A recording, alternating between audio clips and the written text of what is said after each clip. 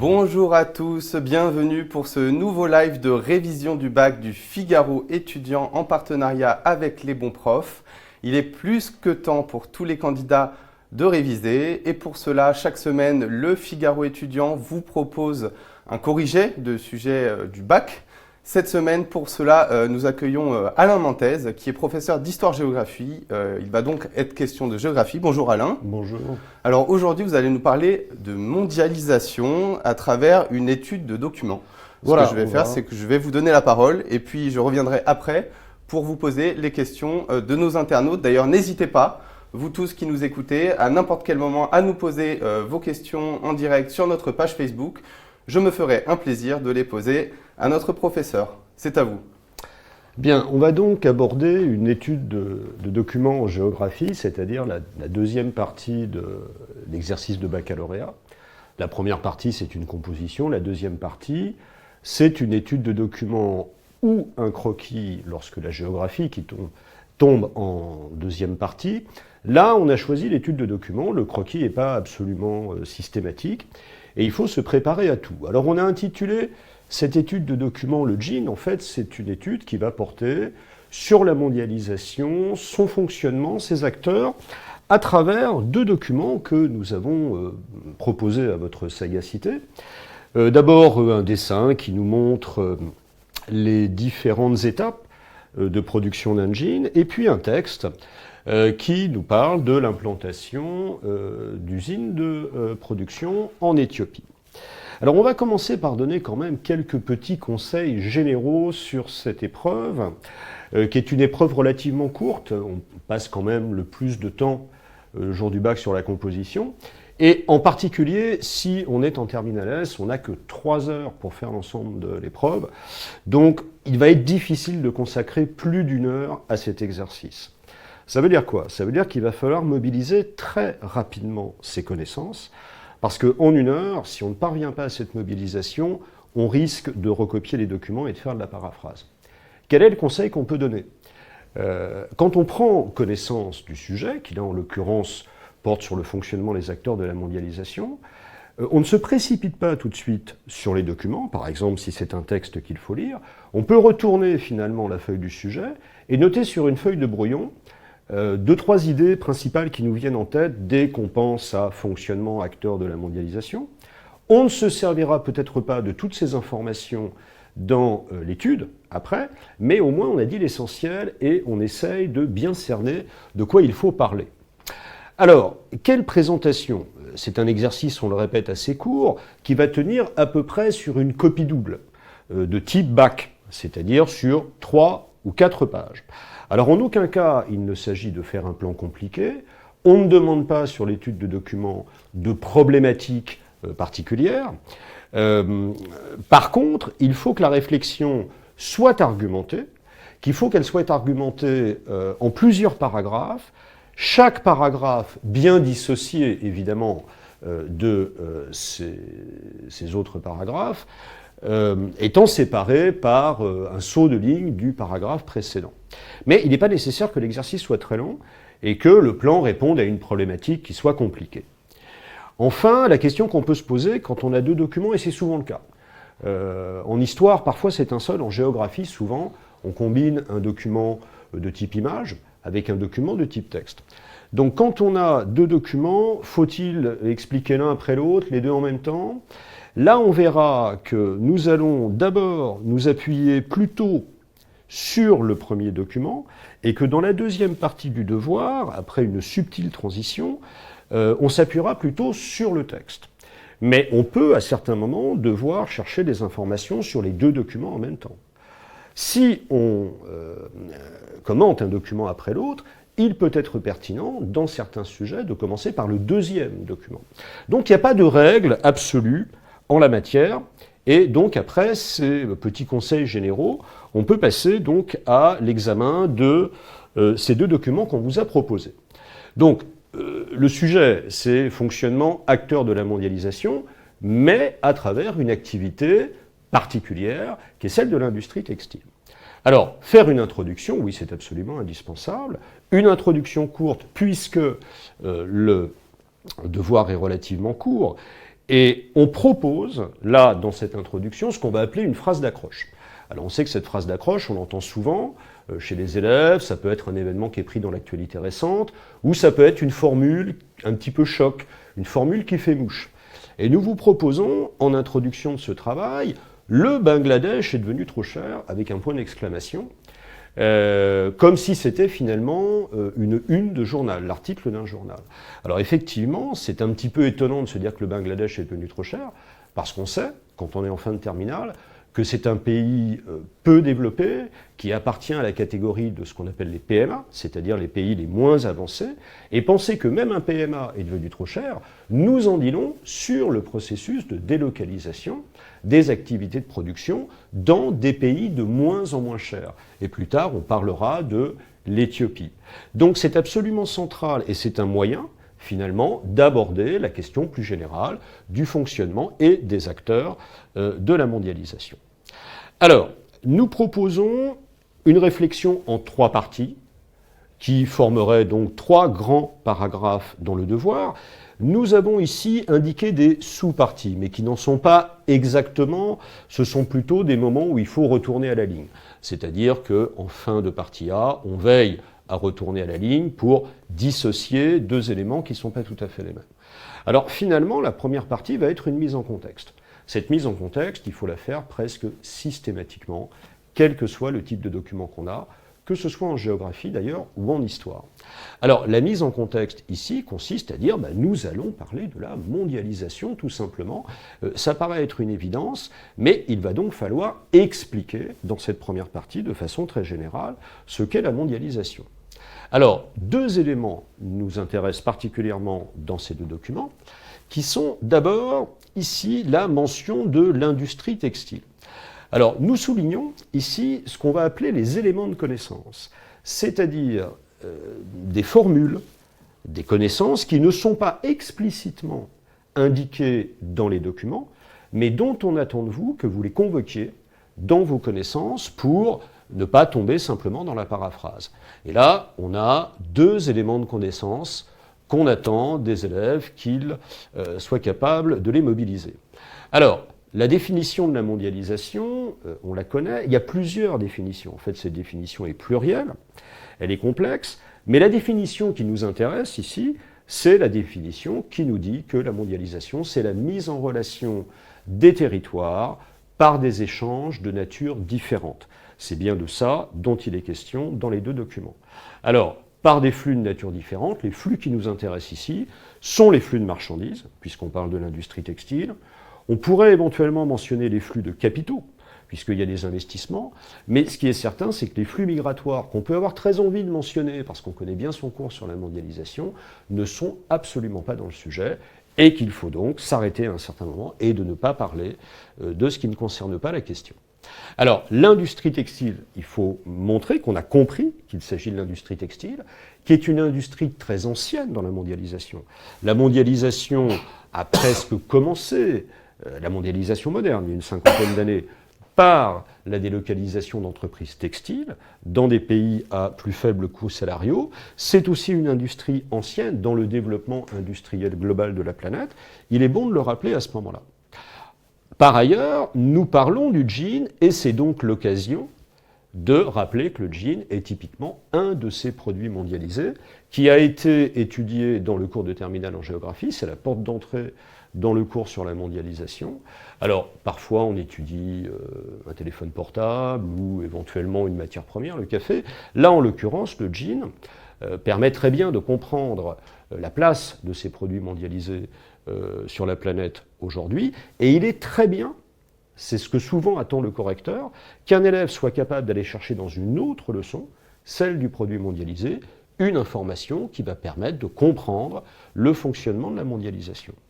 Donc on a une définition qui est relativement enrichie, puisque dans un premier temps, finalement, on a montré quelle était la mondialisation au sens de mise en relation des territoires, mais dans un deuxième temps, on est plus proche de ce que nos amis anglo-saxons appellent la globalisation, avec la dimension culturelle qu'il y a aussi dans la mondialisation, puisque le jean, c'est un vêtement qui est porté partout dans les nords et dans les suds. Alors, dans une deuxième partie, après avoir veillé à sauter une ligne, on va expliquer quel est le fonctionnement de cette mondialisation telle qu'on peut la concevoir à travers l'étude des documents.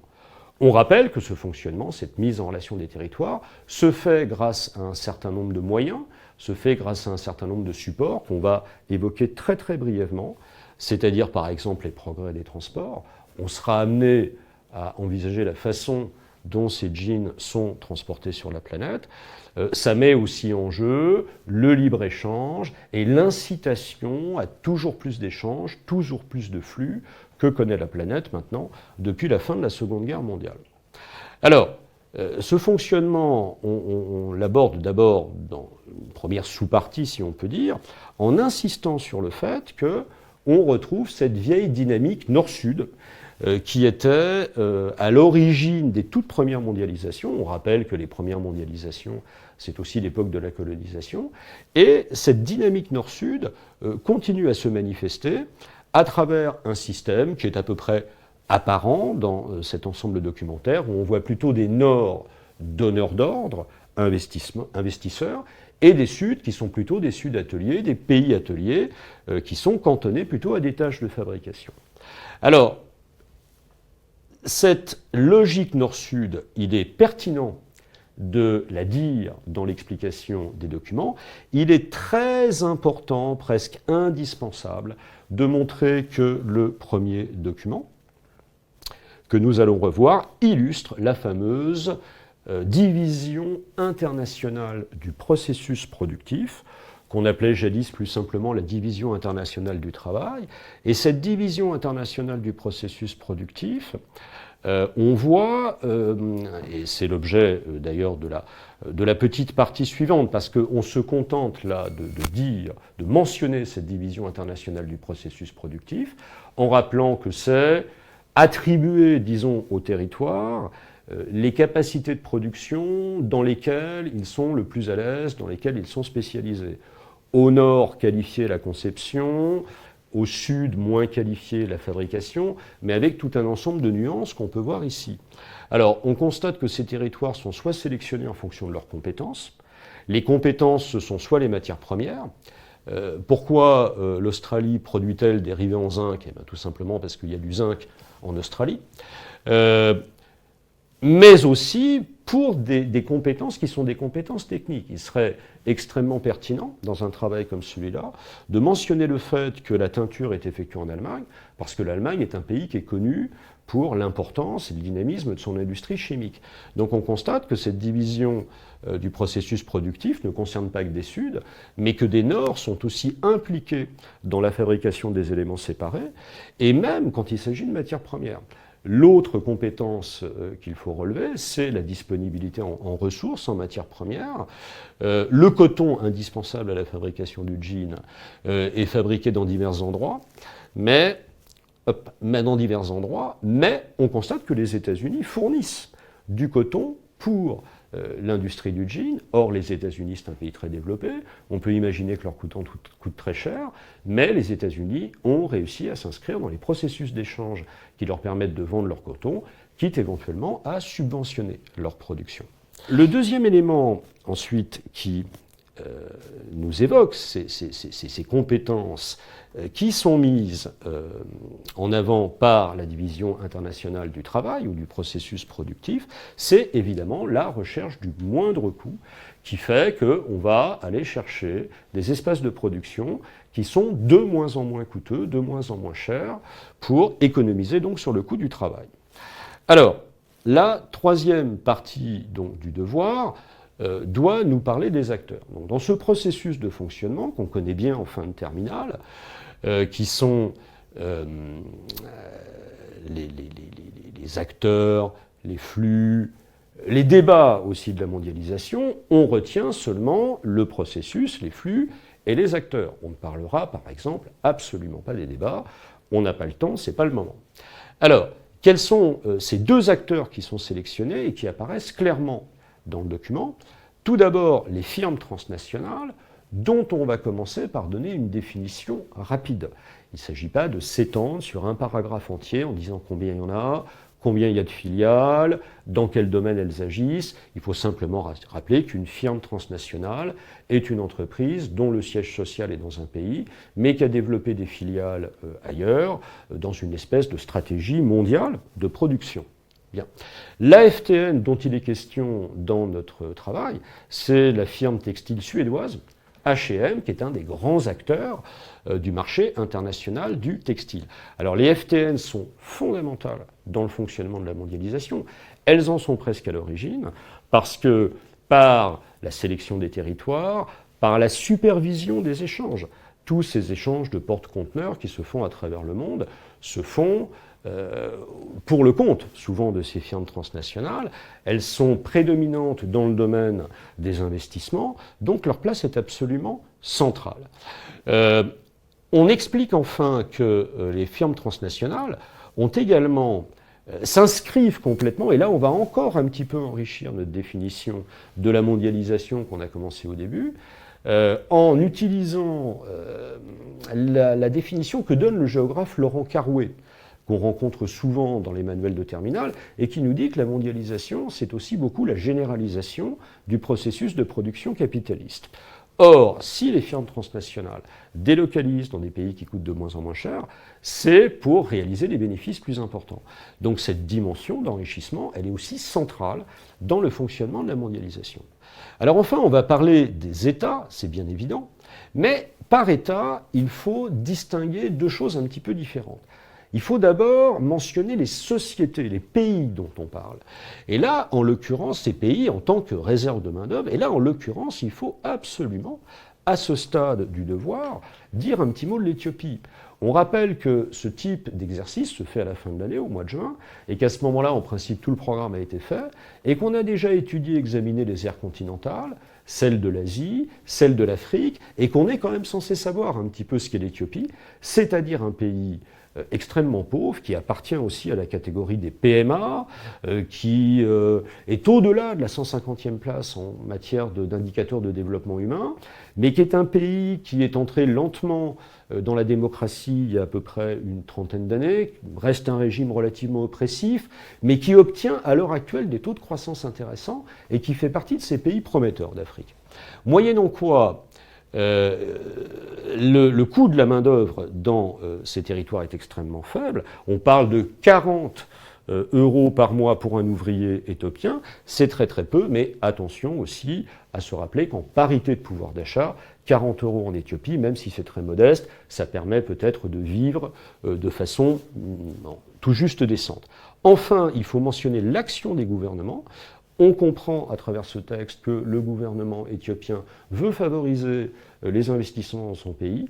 Comment fait-il? Par des franchises fiscales, par la mise à disposition pour les investisseurs des infrastructures du pays, l'électricité peut être gratuite, par la liberté qui est faite à ces investisseurs d'importer leurs propres machines sans payer de taxes, donc une politique d'ouverture qui permet à ces États, qui sont quand même des États très pauvres, de s'intégrer dans la mondialisation. Alors en conclusion, on peut évoquer les effets négatifs de cette mondialisation qui apparaissent d'abord au plan social. Il y a une pression sur la main-d'œuvre, il y a une pression sur la main-d'œuvre de pays comme le Bangladesh ou comme l'Éthiopie, où les gens sont peu payés, mais ne bénéficient surtout pas du système de protection sociale et de convention du travail que nous connaissons en Europe. Et effectivement, c'est le seul moment où on pourrait peut-être parler des débats, mais on n'a hélas pas le temps en une heure. On pourrait évoquer l'action des ONG qui surveillent les conditions de travail de ces gens-là. La pression sur la main-d'œuvre se fait aussi dans les Nords. Aujourd'hui, l'industrie textile est pratiquement dévastée. Le textile, on pourrait dire grand public, est dévasté en Europe, dans les pays du Nord, parce que les emplois ont été délocalisés dans des pays à plus faible coût de salaire. Enfin, toujours un petit mot sur la pression environnementale. La plupart des sujets s'y prêtent. On nous indique dans le premier document que 65 000 km sont nécessaires pour faire parcourir à un jean tout son trajet. Bon, ça paraît absolument démentiel. Il y a évidemment un coût énergétique, hein, tout ça c'est de la consommation d'énergie. Il y a une empreinte écologique très forte quand on transporte comme ça des marchandises aux quatre coins du monde. On rappelle néanmoins que ce jean, attention aux chiffres, ne fait pas ses 65 000 km tout seul, il le fait avec ses copains de jeans dans une grande boîte qu'on appelle un conteneur. Et ce sont donc des milliers de jeans qui parcourent les océans en même temps. Merci beaucoup Alain Mantez pour cet éclairage. Je vais maintenant vous proposer les questions de nos internautes qui ont été nombreux à réagir sur Facebook. On a une première question de Sophie qui demande s'il faut mentionner l'origine des documents. Alors, mentionner l'origine des documents, ce n'est pas systématiquement une nécessité. C'est une nécessité dans certains cas. Quand on a par exemple un texte historique qui est dû à un auteur fameux, enfin, si on a un texte du général de Gaulle, on attend de l'élève qu'il dise qui est le général de Gaulle. Là, on a des textes qui sont assez anonymes. On a un extrait de journal, on peut se contenter de dire que c'est un extrait de journal. Le fait que ça apparaisse dans le Parisien ou Le Monde ou Courrier International, c'est exactement pareil. Et dans le deuxième document, vous voyez, on a une source que l'élève peut être tenté de recopier docilement, mais qui ne lui apportera strictement rien. Là, une source assez confuse, c'est un journal hispanophone repris par Courrier International diffusé sur Arte. On peut laisser tomber l'origine des documents, souvent en géographie. Par contre, si ça provient d'une grande organisation internationale que l'élève est censé connaître, il est invité à le préciser. Deuxième question, Paul qui nous demande, est-ce qu'il faut citer le texte? Est-ce qu'il faut mettre des citations?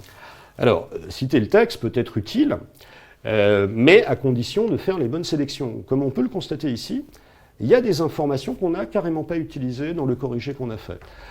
Par exemple, ici, sur cette histoire de H&M qui consacrait 80% de ses achats, qui a changé. Bon, c'est un peu une information supplémentaire dont on peut se passer, qui risque d'alourdir le devoir si on veut la citer telle qu'elle.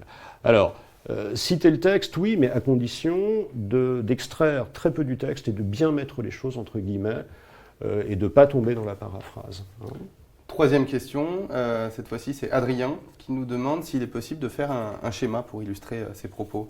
Alors, autant le schéma est très très fortement conseillé en composition, mais quand je dis très fortement conseillé, sur les aires continentales, l'élève peut considérer que c'est quasiment obligatoire. Ça va lui rapporter des points en plus et ce sera ça à écrire en moins. Dans une étude de document, jamais. D'abord, on n'a pas le temps et ce n'est pas du tout l'objet de l'étude de document que de produire un schéma. Un travail comme celui-là doit se situer à l'exacte intersection de l'étude des documents, c'est-à-dire de la capacité à comprendre ce qu'il y a dans les textes, et des connaissances personnelles de l'élève. S'il n'utilise que ses connaissances, il sera hors sujet. S'il ne fait qu'analyser le document, il est menacé par la paraphrase. Pour finir, dernière question qui est d'un fan d'histoire sur Facebook. Peut-on réussir cette épreuve sans avoir rien appris du cours, seulement en se servant des documents? Alors d'abord, on va conseiller aux élèves qui passent le bac d'apprendre leur cours. Oui. Hein, c'est la condition sine qua non. Et la réponse, je crois qu'on l'a montré, c'est non. C'est non. Cette étude de documents, elle est possible à condition qu'on y apporte des connaissances personnelles et qu'on montre qu'on maîtrise bien l'ensemble du programme. Si on ne connaît pas son cours et qu'on illustre seulement les documents, ça va être de la pure paraphrase et le correcteur a horreur de la paraphrase. Merci beaucoup Alain Mantez pour ces réponses. Merci à vous tous de nous avoir suivis. On se retrouve très rapidement pour un nouveau live révision du bac avec le Figaro étudiant et les bons profs. À bientôt.